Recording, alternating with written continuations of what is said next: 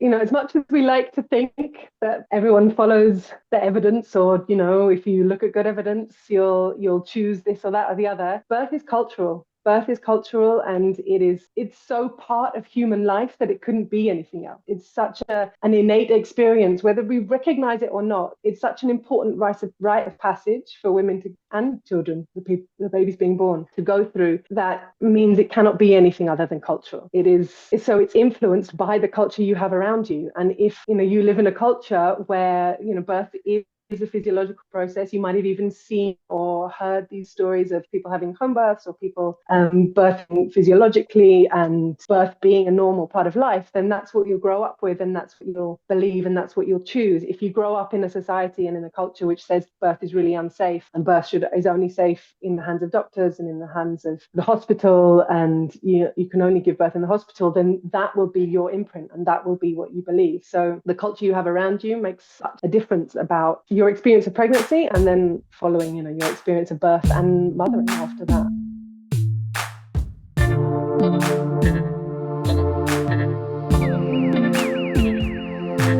Hello and welcome to Midwifery Wisdom Podcast. My name is Shiphrah and Susanna, student midwife, birth worker, mother, here to share my views on birth, on the growth of midwifery, and elevate the student voice as well. Hey everybody, I'm Susanna Israel, a student midwife, doula, and doula trainer, and I'm elated to be here to assist with the hosting of the conversation so we can dive into our midwives across the pond.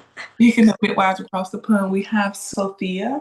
Sophia is a mother of three, a wife, a sister, and a friend, surrounded by the love and sometimes delightful chaos of her big family, which is a big, beautiful family. With over a decade of experience under her belt, midwifery is Sophia's heart's work. Sophia finds deep joy in guiding families through the magic of birth, and she's always learning, growing, and amazed by the process. Sophia believes birth is an extraordinary physiological process shaped by millennia of evolution to function in a way that is nothing short of miraculous. It is also a rite of passage, one that expands and transforms you, preparing you for the incomparable journey of becoming a parent. When Sophia is not supporting families, she loves to spend time in nature, dancing, reading fantasy novels, and cherish playful moments with her own family. Welcome, Sophia. Thank you so much. Thank you so much, Midwifery Wisdom, and everybody in it. That was a lovely introduction you gave me. So tell us a little bit more about who you are as a midwife, and what you like to bring to the journey of birth. Oh, wow, that is such a big question.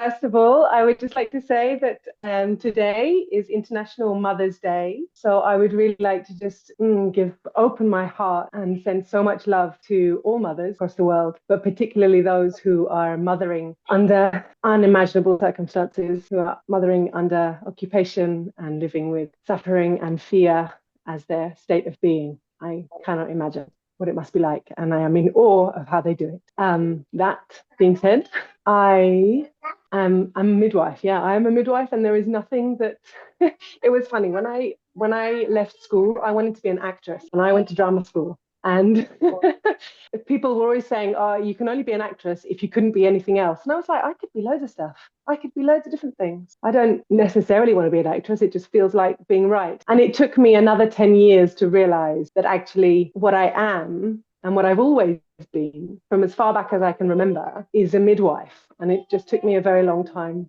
to realize that, because I didn't actually start studying until I was almost 30. But it felt so right when I started doing it, and when I realized. It was like a calling. So you mentioned that you've always a midwife. So from your perspective, what makes a person a midwife at heart? It's a really interesting question. There are so many iterations of midwife in our what we call midwifery now. And there is a huge spectrum. And I think a lot of people get trained to be what's called a midwife, but actually what they are is obstetric nurses. And that's needed. It's a needed role in the birthing world. But actually, to be a midwife, what you need is an open heart. What you need is hands and like senses, hands, eyes, ears, smell, that you can really trust, that you can really trust the person in front of you and the process that's unfolding in front of you. So that's a two-way street. You need to be able to trust that in the people that you're serving and caring for, and also in your own self. And trust that whatever process is unfolding in front of you will either unfold physiologically, or you will know when it needs help and it needs support from the outside. And I think obviously that is something you can learn through experience, and that's something you can learn through studies and experience and everything. But I think it's also something very innate. It's an ability to trust physiology. It's an ability to understand physiology, rarely, sometimes the pathophysiology, and to trust that you can deal with that. Probably just a small description of what a midwife is, but that's what comes to mind now. That's the truest. I've had someone share with me that even as an early student, they don't make a midwife, meet the midwife, and they just assist them in getting the skills to utilize those senses that you explained. I've always said, even for my own, you're going to learn to draw blood, and you're going to learn to deliver placenta, you're going to learn to do sutures. That's a skill. But one of the things that I've honed in for myself within this journey is listening to my intuition, which is to me similar to those mentioned. And what I've is that there, and they've always been there. It's just a matter of absolutely. And when you look back at the history, like midwifery and I think prostitution are the oldest professions in humanity, right? So people learned with the people who were the midwives before them. You know, it wasn't like they learned through apprenticeship, which amazingly is still available in America. I think it pretty much died out in Europe, unfortunately. But somebody recognized that skill within you and fostered it, just like you're saying. How does one become a midwife where you're at? If the apprenticeship is dying out, do you all have more formal institutions where you do hands-on clinical skills solely in the hospital, or are there also out-of-hospital midwives? So it varies across Europe, and I studied in the UK, and I think the UK has one of the more advanced ways of learning. So it's a university degree.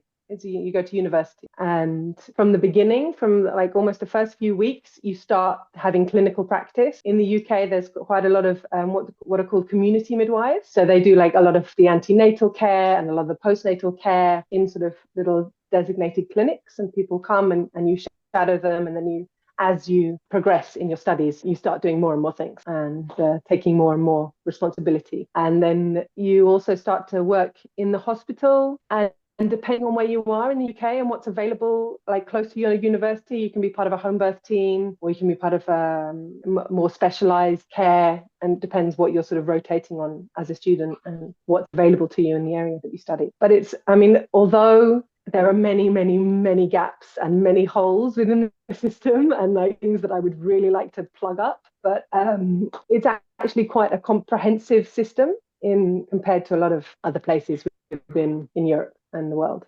Like it gives you quite a broad range of experience. Yeah, glad to have it. It makes a difference because people definitely need a direction on where to go, what to learn, what the baseline is as we hone in those skills. And then most families are looking for a baseline of, what they need for their own care. That being said, how do you feel like the culture around birth drives whether someone chooses home birth, hospital, and you have any thoughts on a family's direction with that? Oh, absolutely.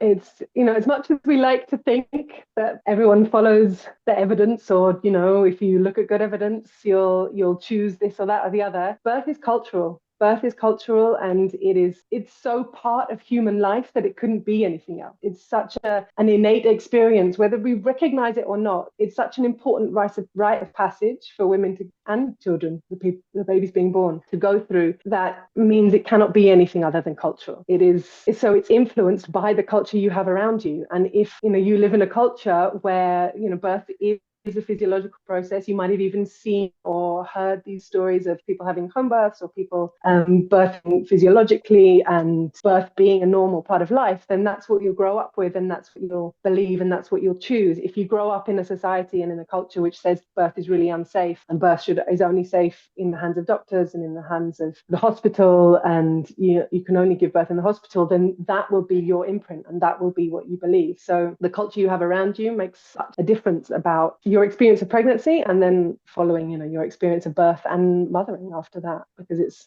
it's not just stops, it's one whole timeline. Do you feel as midwives hold any of the responsibility of influencing that culture and sharing the message with people to be exposed to what we offer? Oh God, absolutely. Like, it's clear that the people you have around you, again, not just your family and friends that are around you, but who you choose to support you, will have a huge impact in in the choices that you make, because they're biased. We're all biased in one direction or another, you know. And as long as you make that clear and transparent, and you're working with people who perhaps share a similar bias to you. So if you have a midwife who trusts you and supports you to investigate what it is that is true for you, what it is that is an aligned choice for you, without having to judge your decision making, or, you know, put her bias onto your decision making as a woman, and to support you in whichever decision you make, then it's extremely important to have people around you who are going to support you and not judge whichever decision you make. And I mean, in my humble opinion, midwives have a duty to uphold the beauty and the magic of the physiology of birth, and to really understand it, and to really to be able to explain it to women, so that they understand that when it's supported in the right environment, with the right circumstances, with the right people, that it will unfold to its best ability, because that's what we're designed to do. That is what we're designed to do. And I think that doesn't happen as much as what it should, unfortunately. And that's very true. Yeah. I'm glad you were able to tie it all in together of, midwives, we're more than just baby catchers. We are keepers of tradition, keepers of culture, keepers of the mothers and the babies. We do so much more than this box that I feel like mainstream media has kind of placed us into. So I'm very grateful you were able to give the elaboration, on just how valuable we are to the community. Yeah, we are.